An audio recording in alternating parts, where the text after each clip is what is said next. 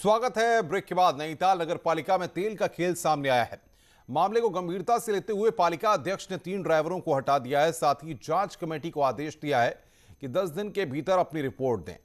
निकाले गए तीनों कर्मचारियों ने आरोपों को निराधार बताते हुए पालिका के सामने आत्महत्या करने का ऐलान किया, जिसके बाद सफाई कर्मचारी संगठन ने तीनों को समझाया।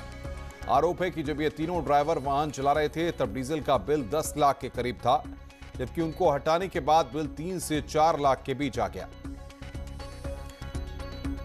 चलता हुआ रहा था तो उसमें शिकायत हमें 12 मिलता आ रही थी, तो उसमें कार्रवाई करते हुए हमें 3 हमारे जो चालक उनको निकाला गया है।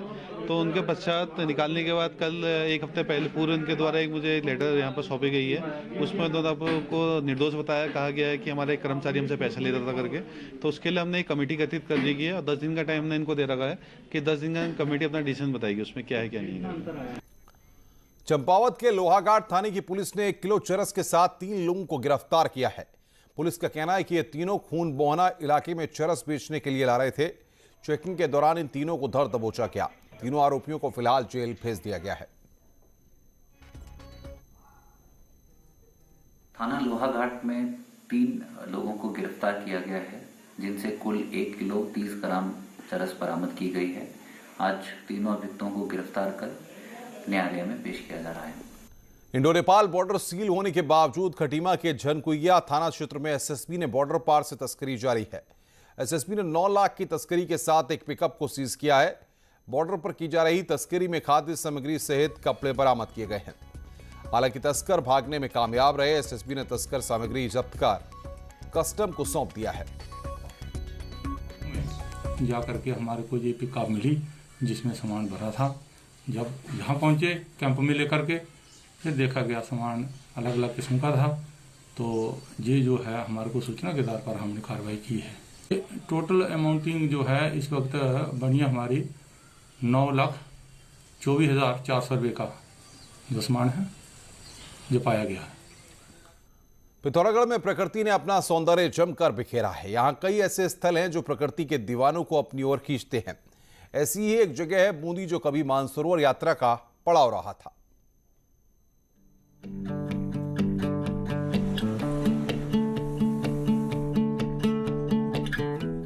9,000 फीट की ऊंचाई पर बसे बूंदी में प्रकृति ने अपना खजाना जमकर बिखेरा है। चीन सीमा को जोड़ने वाली लिपुलेख सड़क बनने से पहले ये गांव मानसरोवर यात्रा का पड़ाव भी हुआ करता था। चारों ओर से इस गांव को हिमालय की चोटियों ने घेरा है। ऊंचाई पर होने की वजह से यहाँ चोटियाँ साल भर बर्फ से ढकी रहती हैं। अब जबकि सड़क बन गई है तो उम्मीद है कि यहाँ आने वाले सैलानियों की संख्या में इजाफा होगा।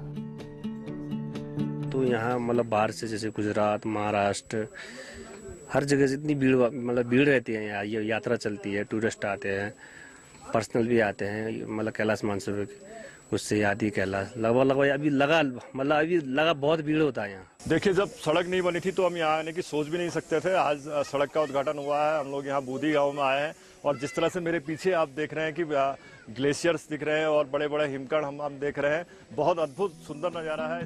बूंदी में एक ओर से नेपाल में पड़ने वाली हिमालय की चोटियां हैं तो दूसरी ओर भारत की हिम श्रृंखलाएं इसकी खूबसूरती में 4 चांद लगाती हैं। लेकिन ये इलाका बिजली, स्वास्थ्य और शिक्षा जैसी मूलभूत सुविधाओं से कोसों दूर है।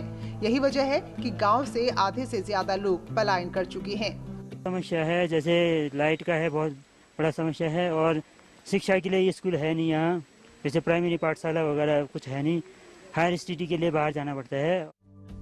लिपुलेख सड़क से जुड़ने के बाद उम्मीद जग रही है कि इस गांव में जरूरी सुविधाएं उपलब्ध होंगी, जिससे हिमालय की गोद में बसा ये पर्यटन स्थल मानचित्र में स्थापित होगा। साथ ही रिवर्स पलायन भी शुरू होगा। न्यूज़ 18 के लिए पिथौरागढ़ से विजयवर्धन उप्रेती की रिपोर्ट। केंद्रीय शिक्षा मंत्री रमेश पोखरियाल निशंक ने कल बद्री विशाल के दर्शन कर पूजा अर्चना की। उनकी बेटी श्रेयसी निशंक भी उनके साथ में मौजूद थी। निशंक ने देवस्थानम बोर्ड के अधिकारियों से बद्रीश वन संरक्षण को लेकर भी चर्चा की है और धाम पहुंचने वाले विशिष्टजनों से एक पौधा लगवाने का सुझाव भी दिया है। उत्तरकाशी के रामलीला मैदान में दीपावली के दौरान लग रही पटाखों की दुकान पर प्रशासन ने अपना डंडा चला दिया है। प्रशासन ने बिना लाइसेंस के तहत लगाई गई दुकानों को बंद करवा दिया है, जिस पर नाराज व्यापारियों ने प्रशासन के खिलाफ जमकर नारेबाजी की। हमारे पास 3 बाजार हैं, हम इस माल को किस तरह बेचेंगे? सब गरीब गुरबा लोग हैं, किसी ने ब्याज में ले रखा, किसी ने किसी से मांग के ले रखा है। अब वो सोचो कहाँ से देगा? ये माल हम रख भी नहीं सकते हैं कहीं, ये ऐसी चीजें हैं। पौड़ी और श्रीनगर के बाजारों में इस बार पटाखे की दुकानें प्रशासन के सख्त रुख के कारण नहीं लग सकेंगी। पुलिस प्रशासन ने दोनों शहरों में चिन्हित स्थानों पर ही पटाखा दुकानों के अस्थायी लाइसेंस देने की बात कही है। बाजारों में पटाखे बेचते पाए जाने पर सख्त कार्रवाई की चेतावनी दी गई है। पौड़ी में रामलीला मैदान और नया बस अड्डा मैदान में तो श्रीनगर में रामलीला मैदान में ही केवल पटाखा बेचने की परमिशन दी गई। खबरों का सिलसिला लगातार जारी है। फिलहाल इस बुलेटिन में इतना ही। नमस्कार।